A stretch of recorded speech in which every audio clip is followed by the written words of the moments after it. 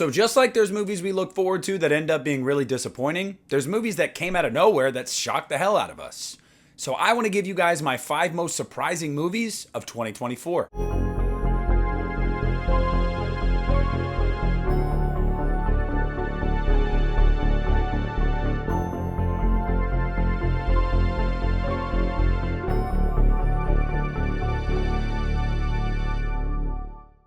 Hey, what's up everybody? Nick here, and today I'm going to give you my 5 most surprising movies of 2024.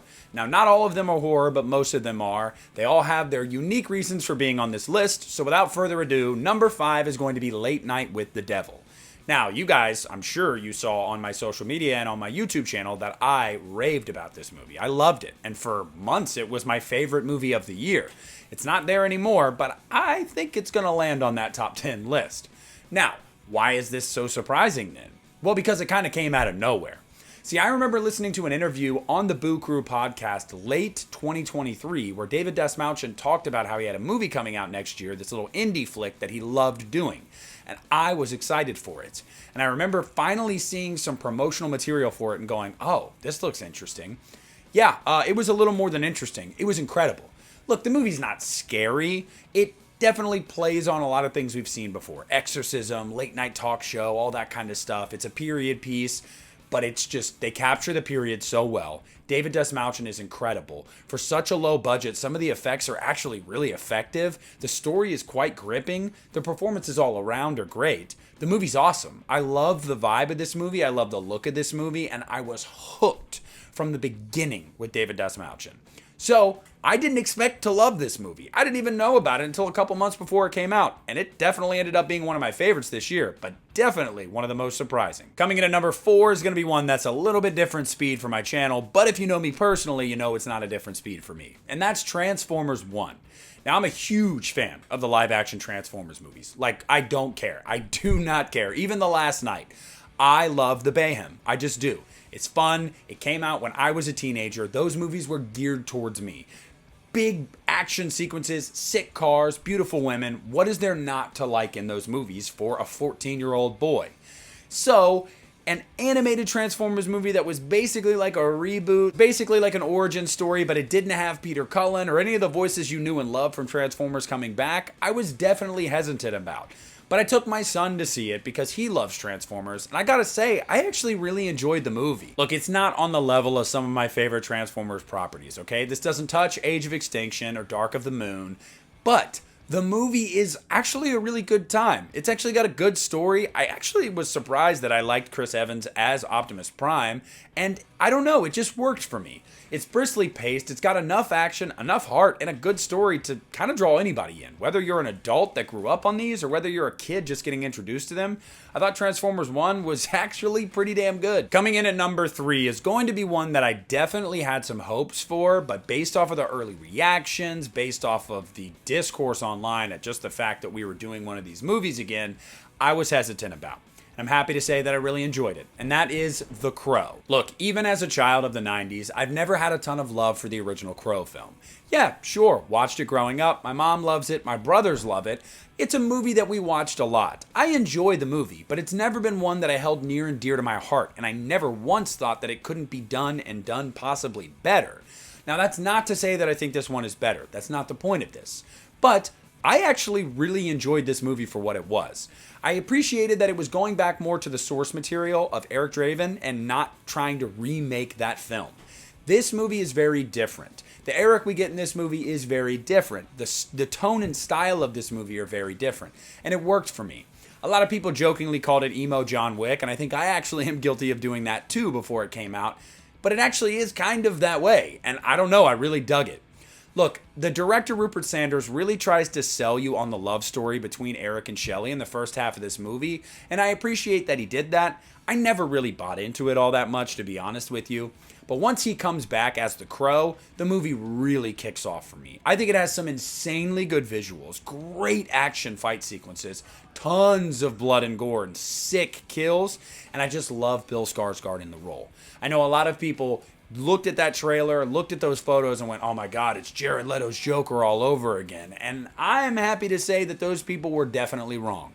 I know a lot of people didn't give this movie a chance. It flopped pretty hardcore at the box office.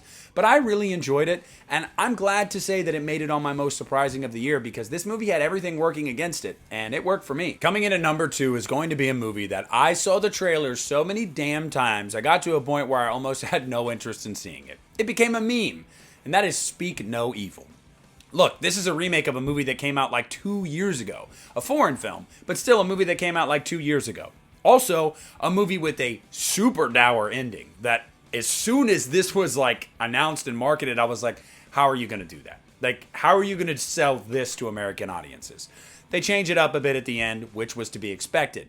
But look, going into this movie, I did not have high hopes. I love James McAvoy, but I just felt like this was another pump and dump by Blumhouse. They were going to put a bunch of money into the marketing machine. Hopefully people would go see it, and it was just going to be mid. I mean, look at Night Swim, for example.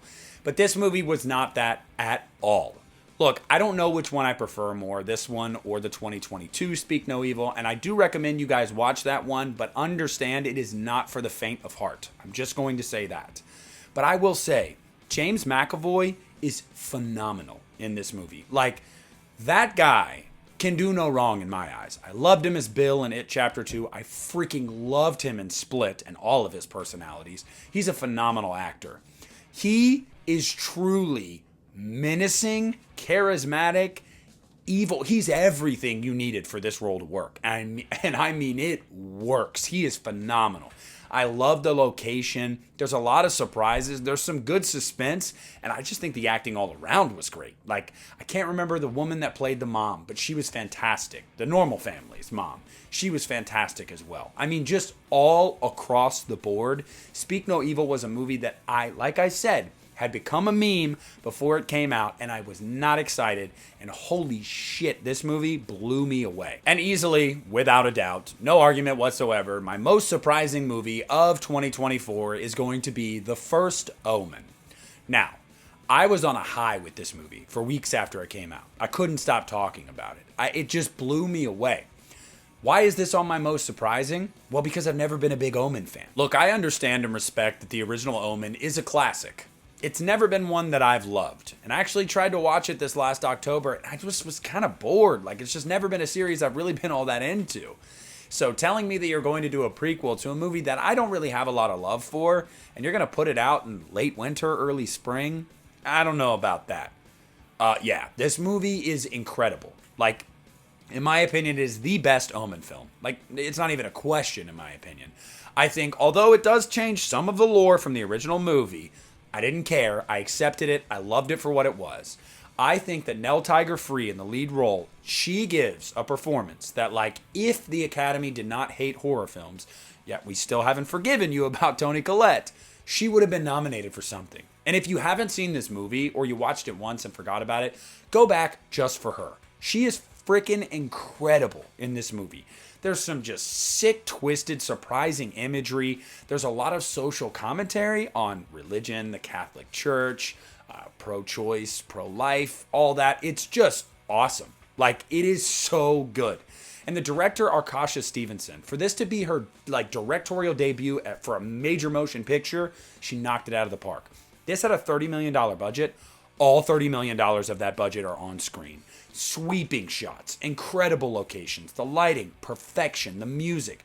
The First Omen is, without a doubt, one of the best horror films I've seen in years. And it is absolutely the biggest surprise of 2024. So there you have it, guys. That's my 5 most surprising movies of 2024. But my list is not the list. I want to hear what your biggest surprises, your 5 most surprising movies of 2024 were. Do you agree with some of my picks or do you disagree? Whatever, comment down below. Let's talk about it. Let's argue. Let's get some popcorn. Let's have fun. I want to hear from you all. Please leave a like on this video. Subscribe to my channel if you haven't already. This is Nick of the Lost River Drive-In, and I'm pulling out.